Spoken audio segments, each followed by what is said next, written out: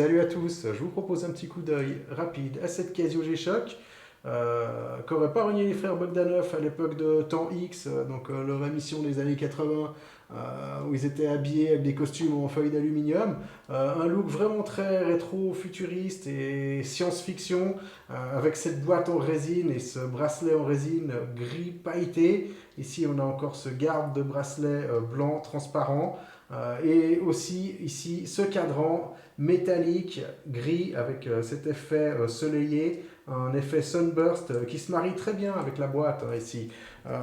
Sinon en termes de Casio, ici on a un modèle classique, hein. La référence ici c'est la GA-2100 FF-8A, équipée du module qu'on retrouve sur toutes les Casio d'entrée de gamme, qui est donc le module 5611.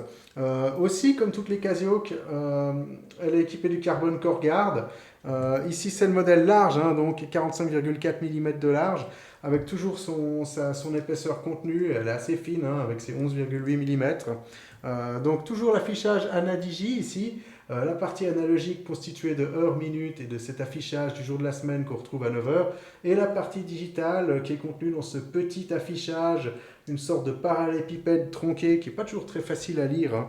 Heureusement, sur ce modèle, on a un affichage positif, ce qui facilite quand même un petit peu la lecture par rapport aux modèles qui ont des affichages négatifs. Euh, donc avec le Carbon Core Guard à l'intérieur, on a la chance d'avoir une montre plus légère et aussi plus résistante. Ici, un modèle qui fait 51 grammes, comme toutes les G-Shock, elle a aussi sa résistance à l'étanchéité jusqu'à 200 mètres. C'est un modèle qui a un bon rapport qualité-prix, hein, comme toutes les Casio d'entrée de gamme. On trouve ce modèle à environ 85 euros sur Internet, hors frais de livraison.